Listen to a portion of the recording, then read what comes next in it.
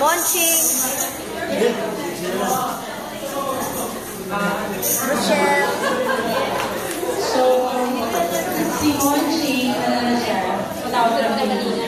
Ha? Counterfeit siya. Kasi niya si Rem. Okay? So, kami po yung kabatch ni Karen. Kami lalaki. Kami mga lalaki. Actually, ako yan sila pag-ibig. Alam pa rin siya si Karen. So, as most of you, nakilala mo ako. Ngayon si Tano. So, nakaselect ko yan si Karen. So, ito, kahit magulo sila ba si Karen. Kung nandito si Jamie, talaga kasama sa number, nasa England na siya. So, we just wish you the best, Karen, and you enjoy the song. Umaga may ganda. Papaliwala itong kanta si Gail. Yes. Si Pali mo na gan, Sister Candy. Anong significance na? Hindi, siya talaga ang prepared. Siya talaga ang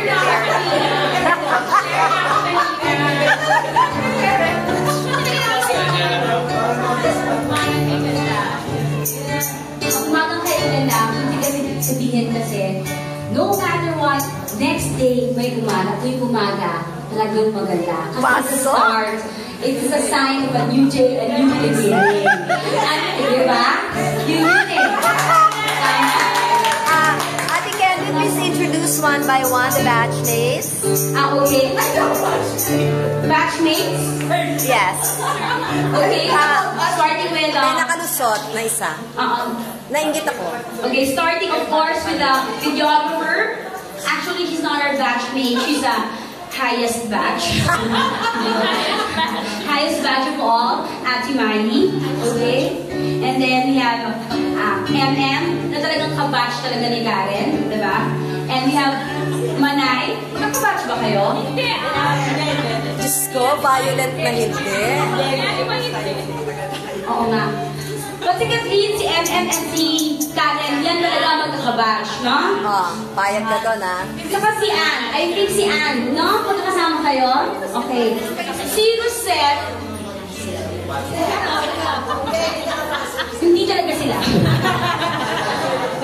Pagkatapos na yung Living Word Youth, mga konting tulog, dumating na si Rosette.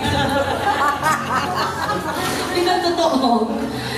Diba? Yun ang totoo. And of course, si Abigail, di ba? Representing the Garong. Representing the Garong, the G-Gang. Alam mo naman paano G-Gang. Kung wala sila dito, hindi yung mga 11 darating lang. Ever since, alam naman, they're always on time. Ilang years lang, Living Word, ganun pa rin. Okay. And we love the G-Gang for that. Of course, si Sister Lynn. Batchless. Si Sister Lynn, Karen, alam natin, hindi niya alam kung saan siyang batch. Hanggang ngayon, confused pa siya. Hanggang ngayon, confused siya. Confused yung batch niya, hanggang confused ang emotions niya. Aray ko po! Confused ang emotions, ang decisions, ang pananaw. Ang silent. Yun. Kasi magpatingin yung Karen, pag confused ka sa batch, confused ka sa lahat ng bagay. Sumusunod ang love life. Nakapag-confused siya. Hindi, no. Si Ate Tani yung pinasabi ko. Kaya siguro naka-red lipstick. Kaya siya naka-red lipstick. Kasi baka daw, i-post sa YouTube, makita ni brother. Wala rin siyang batch. Wala na siyang batch. Brother, Chino. Ashumi. Siyempre, kilala mo naman si Tan. Kaban. Karen? Pag naging parang lalaki ka na. Umulis na si Karen. Karen, art mo na ba? Na-stress? Kasi mamalo ko na-stress si Karen. Dapat masaya na.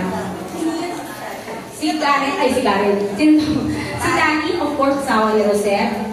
And si Neil, ang asawa po ni Kathleen. Yung asawa po ni Sister Neil, wala dito.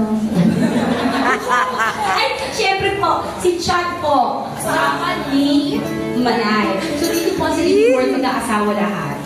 And I know si Karen makakahanap din ng asawa sa ibang bansa. At tapos yung papa sa living world. Bongga. Okay? Ikaw. Wala akong asawa.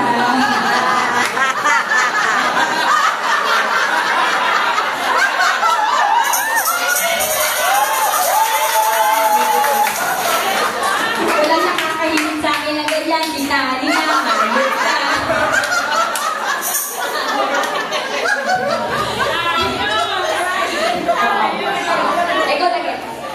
Gabi ba kayo? Gabi kayo eh. Matawagan na nga si Brother Chino. Game.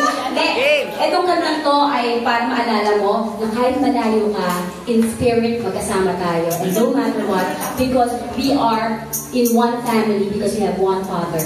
Diba? Yun ang importante.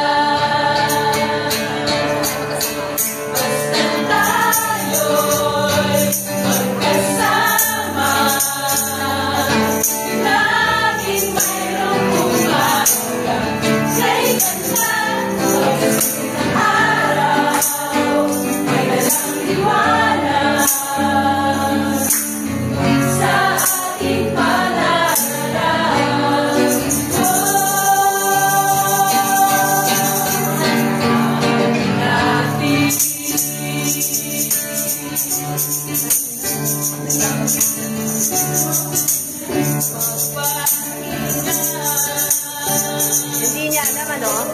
Pag-inipan sa liga.